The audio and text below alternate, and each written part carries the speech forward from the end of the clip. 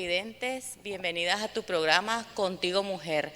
Te saluda como siempre doctora Giovanni Orozco, especialista en ginecología y obstetricia.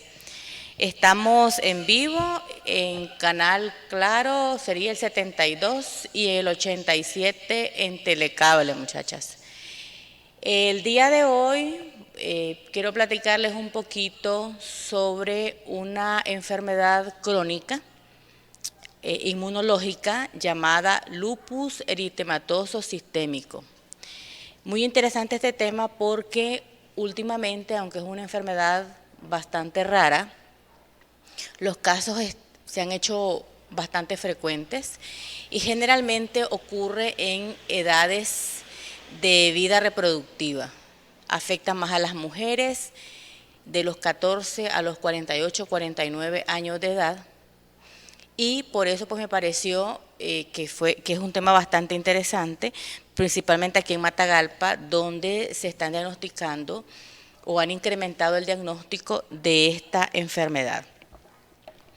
El lupus eritematoso sistémico se define como una enfermedad crónica, inflamatoria e inmunológica. Y generalmente lo que ocurre en este caso, voy a tratar de explicarte, porque es una enfermedad bastante rara, a veces es un poco difícil comprender muy bien la patología, pero voy a tratar de explicarte en términos bastante sencillos. Esta enfermedad, la palabra que dice eritematoso, se refiere a que principalmente la persona que padece esta enfermedad presenta síntomas o daño a nivel de lo que es la piel y las mucosas de tu organismo. Cuando nos referimos a lupus, esta es una palabra en latín que si lo traducimos a nuestro idioma sería lobo. Esta enfermedad se caracteriza porque cuando la persona presenta una de estas manifestaciones de forma aguda, se puede observar que hay lesiones a nivel de su cara que son parecidas o al médico lo confunde o le llama la atención con este animalito, la forma como él tiene distribuidas esas manchitas en el rostro. Entonces, lupus significa eso, que es característico de esa lesión en la carita. Eritematoso, que principalmente es una alteración a nivel de lo que es la piel y las mucosas. Y sistémico significa que no solo afecta esa zona, es la principal afectada, sin embargo, puede afectar a muchos órganos dentro de tu organismo, que más adelante voy a tratar de explicarte cada una de ellas. En cuanto al motivo por qué las personas tienden a presentar este tipo de enfermedad, pues no hay una causa definitiva, donde digamos estamos seguros que esto es al 100% lo que está causando esta enfermedad. Lo que sí se conoce hasta el momento es que estas personas que llegan a padecerlo tienden a tener ciertas alteraciones o factores genéticos que al ser estimulados por factores ambientales llegan a desencadenar esta enfermedad. ¿Cuáles serían estos factores que pueden desencadenar esta enfermedad? Pero ojo con lo que te acabo de decir. O sea, para que estos factores ambientales puedan llegar a estimularte hasta el punto que desarrolles la enfermedad, vos debes de tener ciertas alteraciones genéticas que van a hacer que esta enfermedad salga a la luz. Entonces, ¿cuáles serían estos factores que están bastante estudiados? Uno de ellos es la exposición a luz ultravioleta, ¿verdad? Solar, es uno de los factores bastante conocidos. Lo otro es la exposición a la nicotina. Estamos hablando de estos varones o mujeres fumadores, y no solo afecta a aquellos que son fumadores activos, o sea, que están ahí con el cigarrito, sino también a los fumadores pasivos, que en otros programas ya más o menos te he explicado en qué consiste. O sea, aquellos casos de mujeres que tienen su pareja, sus padres o su pareja u otros familiares que fuman ahí, ¿verdad? Delante de ellos, están en ese ambiente, ¿verdad? De fumado. Entonces, esta muchacha, ¿verdad? O este varón se conoce como un estado de fumador pasivo. Entonces, la nicotina está comprobado que es un factor ambiental que te llega a hacer una estimulación para que desarrolles esta enfermedad. Otro factor tiene que ver lo que es la edad y el sexo. Generalmente esta enfermedad se activa durante la edad reproductiva, tanto en varones como mujeres. Estamos hablando entre los 14 años y los 48, 49 años de edad, en ambos sexos. Y cuando comparamos o hacemos los estudios viendo que en estas dos poblaciones, tanto varones como mujeres, a cuáles más afecta, ya se ha comprobado en muchos estudios científicamente que afecta mucho más a las mujeres que a los varones, hasta tal punto que por cada 10 mujeres que tienen este tipo de patología, el afectado en el caso de los varones es 1, o sea, 10 mujeres por cada varón. Otro factor tiene que ver en cuanto a lo que es la raza. Se ha observado, ¿verdad? Y esto es desde el punto de vista científico, que los que frecuentemente padecen más esta enfermedad, además de ser las mujeres, en cuanto a la raza, son aquellas personas, varones y mujeres de raza negra. Después siguen lo que es la raza asiática y de último tenemos lo que es la raza blanca y los mestizos. Entonces, en cuanto a la raza, se presenta de esa forma que yo te acabo de explicar, ¿verdad? Siendo menos frecuente en la raza nuestra, ¿verdad? Gracias a Dios. Otro factor que está muy bien estudiado es lo que es el estímulo de hormonas sexuales. En programas anteriores te he explicado que las hormonas sexuales que conocemos, algunas de ellas, ¿verdad? Tenemos lo que es el estrógeno, la progesterona, la testosterona, que es lo que frecuentemente escuchas vos en los medios y en las charlas.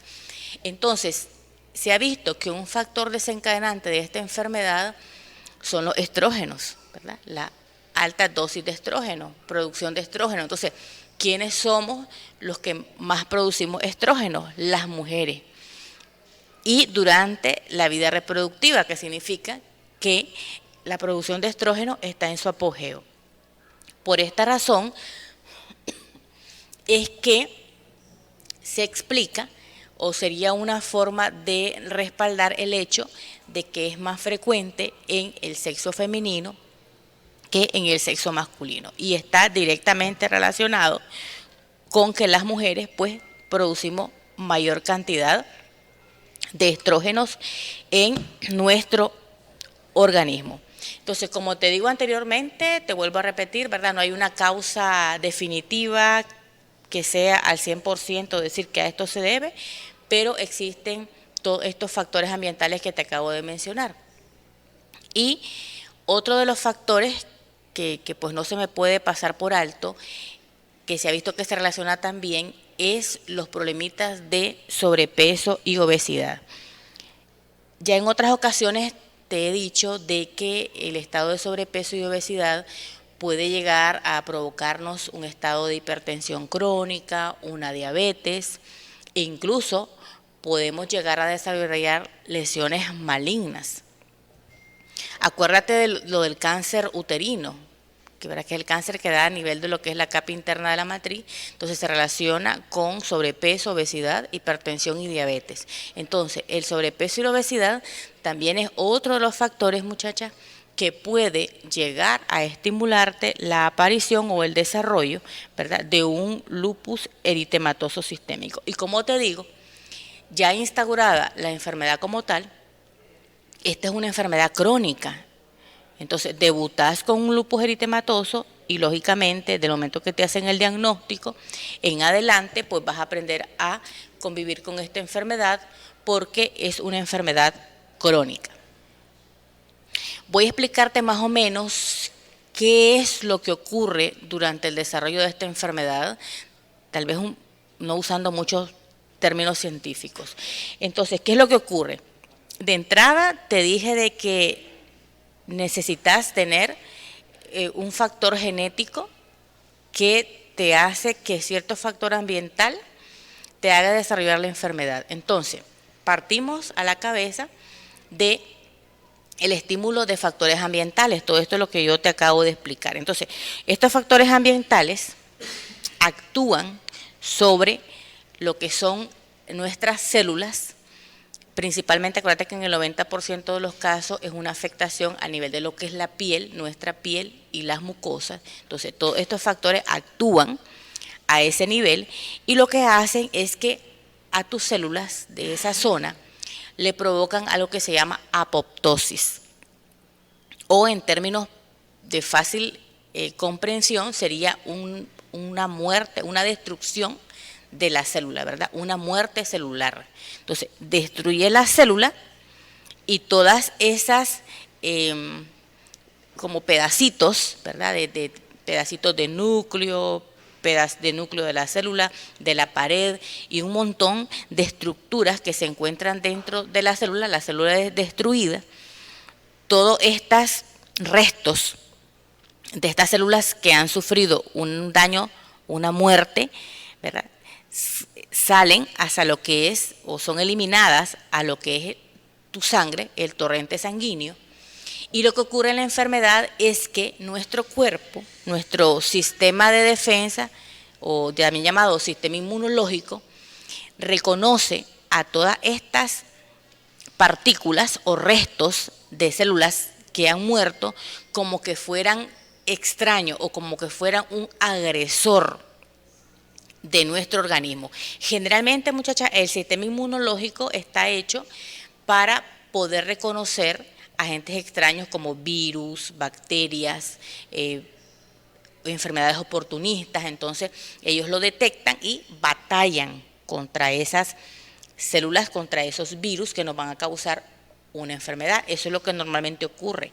Pero en el caso del lupus eritematoso, estos factores ambientales destruyen nuestras células y nuestro organismo reconoce estos restos de células normales, las reconoce como que fueran invasoras. Y entonces empiezan a producirse unas sustancias que se llaman autoanticuerpos o también llamados anticuerpos antinucleares. Y así es como se da inicio a esta enfermedad, ¿verdad? Llamada lupus eritematoso sistémico.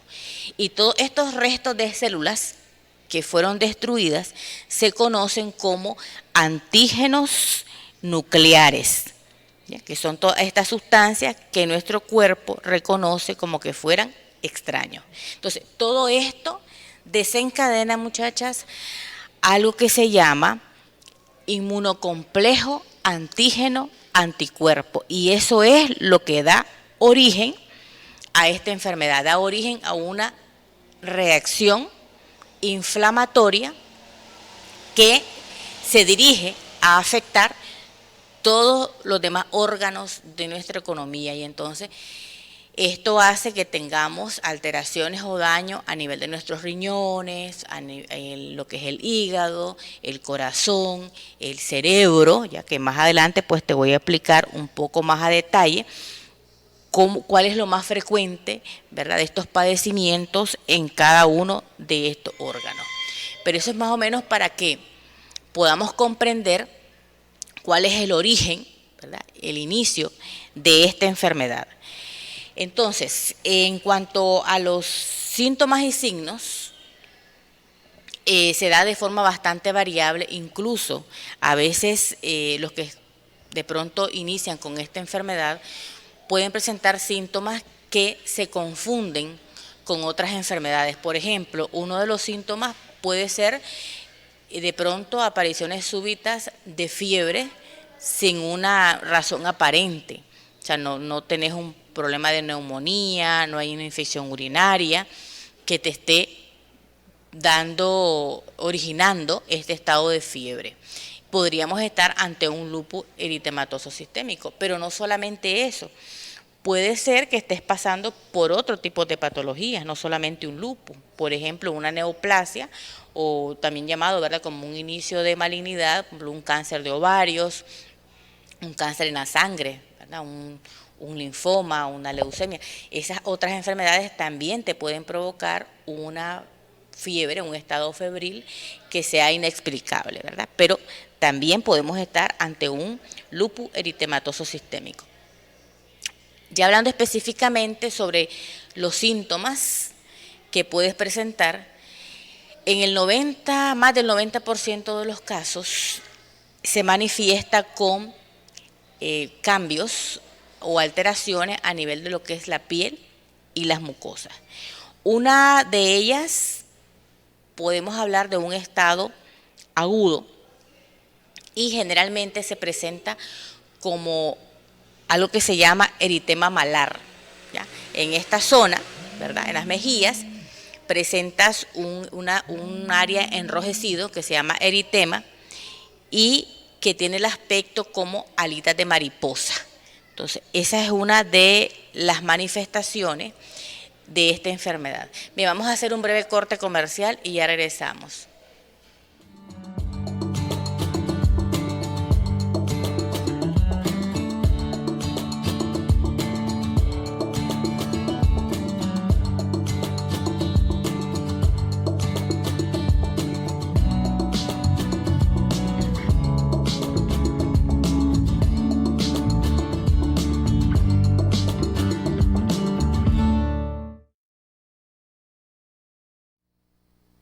Bien, entonces, como te decía, el lupus eritematoso puede tener una presentación aguda, que es esta muy característica, ocurre en más del 90% de los casos, y es que presentas un eritema, un enrojecimiento en la zona de tus mejillas, que cuando se te ve pareciera como que tuvieses ahí unas alitas de mariposa.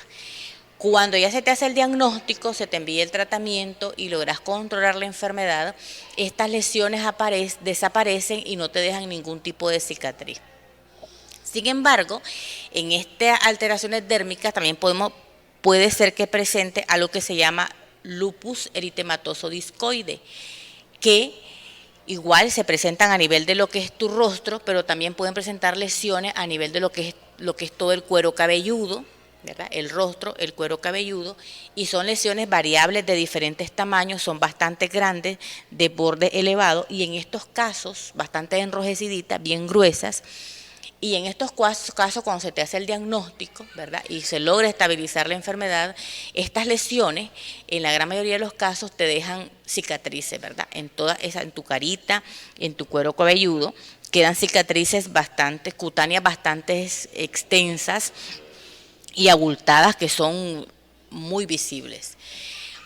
Otra de las clasificaciones dentro de esta alteración de la piel, hay algo que se llama lupus eritematoso subagudo. También son lesiones así, ¿verdad?, rojitas, pero no son así superficiales como las primeras que te expliqué, ¿verdad?, que son como alitas de mariposa y que no dejan ningún tipo de cicatriz. Entonces, está como en término medio. Entonces, el lupus puede ser agudo, subagudo, ¿verdad?, y el que te acabo de explicar, que es el lupus eritematoso discoide. Otra de las características, hablando de la piel como tal, es algo que se llama fotosensibilidad. Eso significa que estas personas que están desarrollando esta enfermedad hacen lesiones extensas y graves ante exposiciones mínimas de rayos de sol, de luz solar. Entonces, estas personas de pronto salen temprano en la mañana, los primeros rayos del sol, o cayendo a la tarde, y les provocan unas quemaduras severas, tal como que te hayas expuesto a luz solar del mediodía, ¿verdad? Luz intensa. Entonces, si esto está pasando y tal vez no presentas alteración en la piel o los otros síntomas que yo te voy a explicar, entonces probablemente estés ante este tipo de enfermedad. Otro detalle que no se me puede pasar por alto es que entre varios pacientes, ¿verdad?, que tienen lupus eritematoso, la enfermedad puede manifestarse de diferentes maneras, porque te dije de que lo más afectado es la piel, pero también puede estar afectado otros órganos de la economía. Entonces, la forma en cómo se te haya presentado la enfermedad desde un inicio, ese órgano afectado es el que se te va a estar, en el que se van a estar presentando las lesiones durante el resto de tu vida que estés portando con esa enfermedad que sea crónica. Ejemplo, si para hacerte el diagnóstico lo principal eran lesiones, ¿verdad?, a nivel de lo que es la piel y las mucosas, entonces así como se te va a estar manifestando la enfermedad, lógicamente si logras estabilizarte y no se complica, ¿verdad?, con daño a otro órgano. Si de pronto debutaste con la enfermedad, con un daño a nivel de lo que son tus riñones, entonces pues de esa manera, o sea, el que va a estar alterado siempre van a ser tus riñoncitos. Pero como te digo, el órgano principalmente afectado es la piel, ¿verdad? Otra de los síntomas es que de pronto presente algo que se llama paniculitis.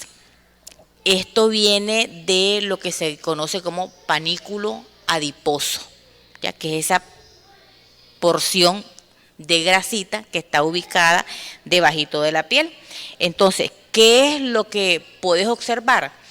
Que en esas zonas donde tenemos bastante acumuladito grasa, por ejemplo, en el caso de las mujeres, en el área de lo que es el abdomen, en bajo vientre, los glúteos, de pronto empiezas a observar en esa zona hundimientos, ¿ya?, porque hay una destrucción de la grasita, incluso puede haber una necrosis, ¿ya? Empiezas a presentar dolor en esa zona, sobreinfección, ¿verdad?, y se te hace el diagnóstico de que esa grasita de allí la tienes necrosada, o sea, está totalmente dañada, ¿no?, destruidas esas células, y uno dice, pero ¿por qué si yo no me he caído, no he recibido ningún trauma y no me he puesto ninguna inyección en esa zona? Tal vez en el caso de las mujeres pues que se ponen, por ejemplo, se inyectan para planificar la de mes, la de 3 meses, entonces no tienen ese antecedente, ya no hay antecedentes de traumas ni nada, y de pronto presentan este tipo de lesión. Entonces, ojo, que podríamos estar ante el desarrollo de esta enfermedad. Otra forma de manifestarse, muchacha, es mediante úlceras en todo lo que es la cavidad oral, ¿verdad?, en lo que son las encías, los carrillos, o sea, los mismos cachetitos por dentro.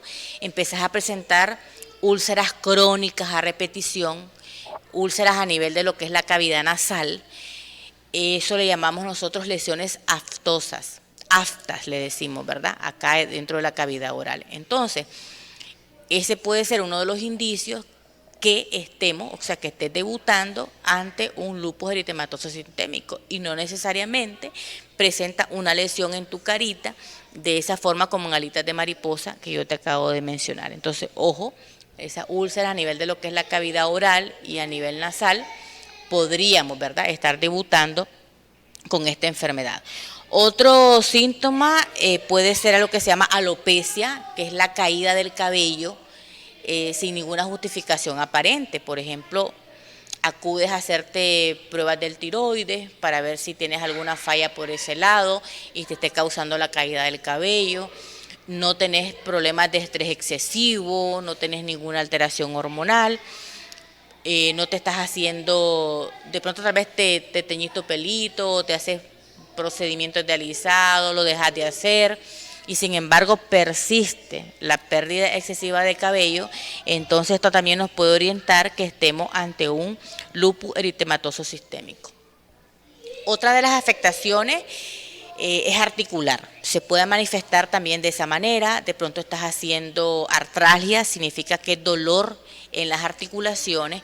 En el caso de un lupus que se esté manifestando con artralgias o dolor articular, lo más frecuente es que sientas un dolor en tus manos, o sea, en todos los nudillos de tus falanges, de tus deditos, la palmita, sentís mucho dolor. Entonces ese es el sitio más frecuente de manifestación del lupus de esta manera.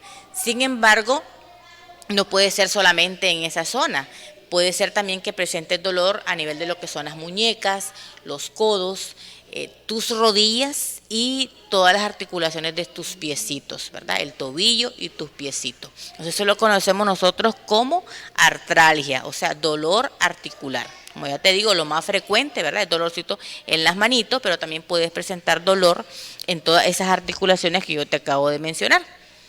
Pueden haber otras patologías, pero siempre hay que pensar, ¿verdad?, que estemos ante un lupus eritematoso sistémico. También puede ser que presentes dolor muscular. De pronto pues se descarta, no estamos ante ninguna enfermedad de estas que estamos ahorita, de dengue, ¿verdad? Chikungunya, no hay nada de eso. Estás negativo para esa enfermedad.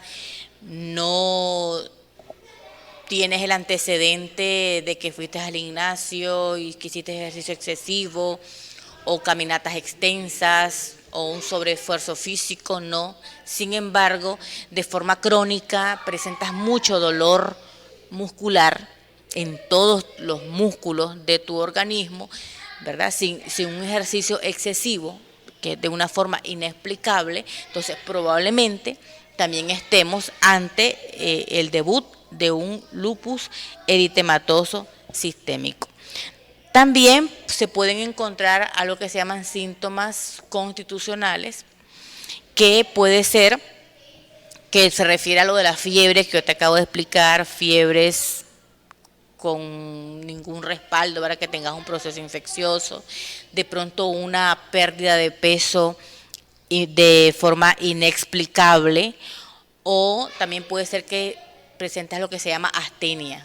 Astenia significa que estás como, que te sientes como débil, no tienes deseos, o sea, tienes bien disminuido el ánimo, no tienes ningún deseo de pronto de ir al trabajo, de hacer cosas, porque te sientes fatigada todo el tiempo. Entonces probablemente estemos ante este tipo de enfermedad. Otra de las afectaciones, estas que yo te acabo de mencionar, son las menos frecuentes, muchachas, ¿verdad? Gracias a Dios. Lo más frecuente, como te decía, son lesiones a nivel de lo que es la piel en el 90% de los casos, y después le sigue la manifestación de lupus con afectación de tus riñones, y esto puede ocurrir hasta en el 40% de los casos de las personas que estén afectadas con un lupus eritematoso. Esto se conoce como una nefritis lúpica. ¿Y cómo podemos hacer el diagnóstico? En muchos casos sucede que presentas dolor lumbar, ¿verdad? Te sientes decaída, te haces estudios generales y entonces en un examen general de orina tu médico te encuentra que tienes algo que se llama hematuria. Pues incluso puede ir acompañada o no con algo que le decimos proteinuria. Entonces, si esto lo encontramos en un examen general de orina, ¿verdad?, que de pronto lo hiciste de rutina o tu médico te lo mandó, entonces, ojo, podemos estar ante una nefritis lúpica, que es muy frecuente hasta en el 40% de los casos. Otro tipo de afectación es a nivel de lo que es un tejido que se llama la serosa.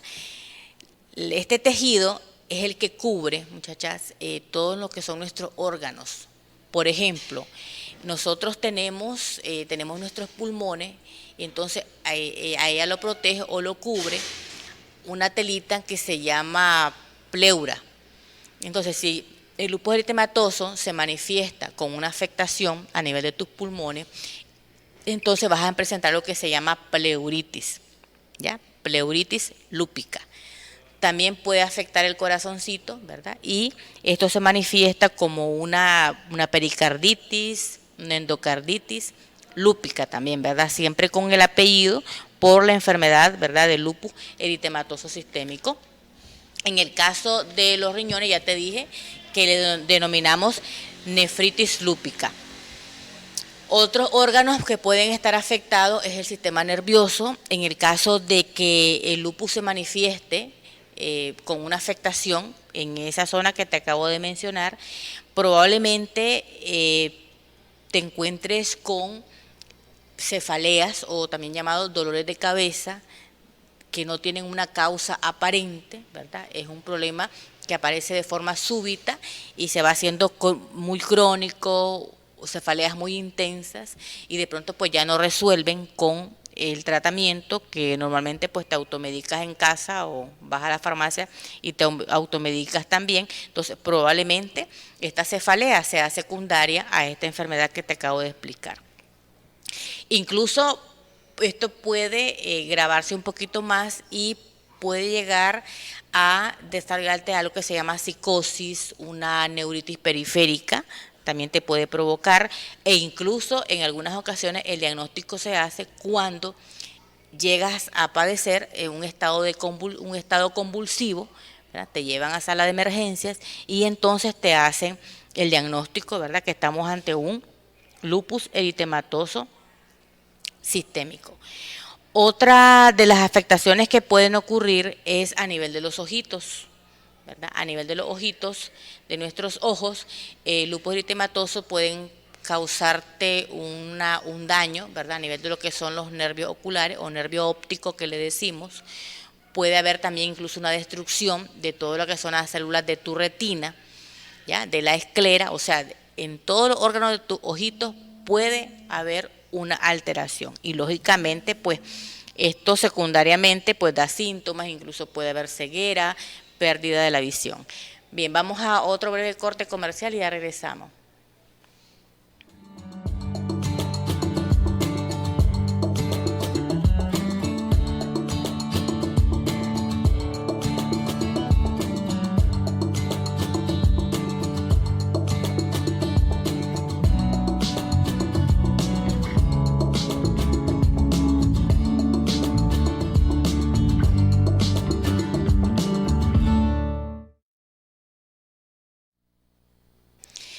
Bien, entonces te explicaba todas el daño, ¿no?, que puede haber a nivel de tus ojitos. Otro tipo de alteraciones que pueden haber es a nivel de lo que es aspectos hematológicos. Puede ser que presentes una anemia secundario a lupus eritematoso sistémico, una leucopenia, que significa que es una disminución de los leucocitos, ¿verdad?, que son las células blancas que están en nuestra sangre, porque puede haber afectación de los glóbulos rojos, que se llaman eritrocitos, y caer en algo que se llama anemia. Puede haber una alteración de los leucocitos, que son las células blancas, tus células de defensa, ya que tienden a disminuir, eso se llama leucopenia, o también se puede manifestar como algo que le decimos plaquetopenia o también llamado trombocitopenia, que es una disminución de las plaquetas hasta por debajo de 100.000. Esas pueden ser las manifestaciones hematológicas. También pueden haber manifestaciones gastrointestinales, muchachas. De pronto estás cursando con un problemita de gastritis, con un síndrome de intestino irritable, porque también algo que se me había comentado explicarte es que dentro de los factores ambientales que pueden llegar a desencadenarte un lupus eritematoso sistémico están las infecciones virales, infecciones por hongos, infecciones bacterianas. Entonces hay que tener mucho cuidado, muchachas, con lo que comemos, porque si nosotros ingerimos alimentos contaminados y llegamos a desencadenarnos una infección gastrointestinal, ¿verdad?, por virus, por bacteria o por hongo, es un factor también que puede llegar a desencadenarte o hacer que desarrolles un lupus eritematoso sistémico. Eso es como un factor, muchacha, ambiental desencadenante para la enfermedad. Bueno, decirte así más o menos bastante rapidito, para hacer lo que es el diagnóstico del lupus eritematoso sistémico necesitamos por lo menos que el paciente cumpla con 4 criterios diagnósticos. ¿Ya? Estos criterios tienen que ser clínicos y criterios de laboratorio. Entonces, por lo menos hay que cumplir 4 de estos criterios. Dentro de los criterios clínicos, ya como más o menos para hacerte un resumen, dentro de los criterios clínicos tenemos uno de ellos, que tengas una afectación cutánea. Todo lo que yo te acabo de explicar, ¿verdad? La alteración en la carita o en el cuero cabelludo o en la naricita, en las mucosas, eso puede ser uno de los criterios clínicos. El otro es que estés presentando un problemita de lupus eritematoso crónico, que es lo que te expliqué al principio, que son lesiones bastante severas, lo que es la caída del cabello, síntomas o alteraciones en otros órganos, que ya te explicaba, lo que es el corazoncito, los pulmoncitos, los riñones, el sistema nervioso y los ojitos. Entonces, todo eso, las artritis, también las artralgias, muchachas, los dolores articulares, lo que le decimos serositis, que te explicaba, ¿verdad?, que es el daño de la capita que cubre los pulmoncitos, ¿verdad?, que le decimos pleuritis, una endocarditis. Entonces, todo eso va dentro de los criterios clínicos para hacer el diagnóstico. Dentro de los criterios inmunológicos, eso consiste, muchachas, en una serie de estudios especiales, ¿verdad?, de laboratorio, que tenemos que indicártelos para poder hacer el diagnóstico de un lupus eritematoso sistémico. Por ejemplo, tenemos lo que le llaman ANA, ¿verdad?, o anticuerpos antinucleares. Este estudio es bastante específico, o sea que si es positivo, estamos completamente o al 100% seguros que estás padeciendo la enfermedad. Sin embargo, también puede ser positiva en otras enfermedades. Por esa razón, pues no solamente te enviamos este estudio, te enviamos otros estudios, por ejemplo, uno que se llama anti-DNADS, que es otro estudio especial, uno que se llama anti-SMIT, mandamos algo que le decimos complementos, que cuando estás positiva para la enfermedad, este estudio, que le decimos complemento, están disminuidos. También te enviamos algo que se llama cum indirecto, una prueba también. Todas estas pruebas se toman en sangre, muchachas. Ese cum indirecto, cuando estamos ante esta enfermedad, este tiende a ser positivo. Entonces también es otro de los laboratoriales, ¿verdad?, que nos sugieren que estamos ante esta enfermedad. Otro estudio que también te mandamos, algo que se llama anticuerpos antifosfolípidos, que también tienden a estar positivos. Y lo que ocurre en algunas ocasiones, bueno, gracias a Dios que no es tan frecuente, es que algunas pacientes están concomitando un lupus eritematoso sistémico con un síndrome antifosfolipídico. Entonces, cuando estas dos patologías están concomitando, entonces como que la situación, cuando estamos ante un lupus, el seguimiento pues tiene que ser por lo menos cada 3-6 meses, pero cuando se asocian estos dos tipos de patología, entonces como que el seguimiento tiene que ser un poco más continuo, ¿verdad? Porque tiende pues a agravarse un poquito más la situación y necesitamos darte un poquito más de seguimiento. Esto sería en cuanto a los estudios de laboratorio especiales para poder hacerte el diagnóstico. Aparte de esto, también te enviamos un electrocardiograma, porque como ya te dije, se manifiesta bastante frecuente con daño a nivel de lo que es el corazón. Incluso pueden haber afectaciones de unas estructuras que se llaman válvulas cardíacas, que es lo que hace, ¿verdad?, que el corazón bombee adecuadamente la sangre, ¿verdad?, hacia esa zona, a todo el resto de la economía. Puede haber un daño allí debido a esta enfermedad. Entonces mandamos a hacer un electrocardiograma, si es necesario pues también un ecocardiograma, una radiografía de tórax, por lo que te dije, de la afectación a nivel de los pulmones, y como estudios generales pues mandamos a hacer una biometría para ver pues si no hay una alteración de los glóbulos rojos, de los glóbulos blancos, de las plaquetas, y un examen de orina para definir, ¿verdad?, o hacer el diagnóstico que si tal vez estamos ante una nefritis lúpica, que ya te mencionaba que se manifiesta como hematuria o proteinuria, ¿verdad?, en un examen general de orina así tomado al azar. En cuanto a lo que es el seguimiento, generalmente en lo que es la atención primaria o en una clínica de privado, en un centro de salud, pues ahí más o menos uno tiene la sospecha, te indica, ¿verdad?, estos estudios, y tiene que hablarte claramente de que está la sospecha que estás padeciendo de esta enfermedad y te refiere, porque al final con esta enfermedad sí es positiva. Quien tiene que darte el seguimiento, ¿verdad?, y tu tratamiento es un especialista que se llama reumatólogo o bien un médico internista, si por XY motivo, ¿verdad? Estás en una zona o un departamento donde no hay reumatología, entonces un médico internista perfectamente te puede hacer el seguimiento, ¿verdad? El diagnóstico y el seguimiento.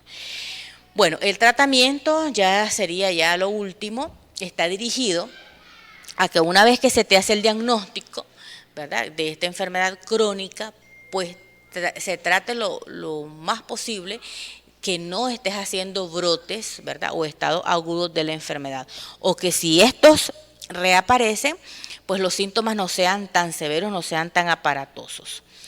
Otra de las recomendaciones, pues que cumplas con el tratamiento que te mande el especialista para controlar esta enfermedad, ¿verdad?, que te hagas responsable, que te hagas proactiva con esta enfermedad para tratar de mantenerla controlada y evitarte complicaciones, porque si no te controlas, si no llevas un estilo de vida saludable, como bajar de peso, hacer ejercicios, todo lo que tiene que ver con la dieta, evitar procesos infecciosos, evitar contagiarte con enfermedades de transmisión sexual mediante el uso de preservativo, la higiene en el hogar, apártate de los vicios, acuérdate la nicotina, ¿verdad?, que es un factor determinante para desencadenar, ¿verdad?, y agravar esta enfermedad.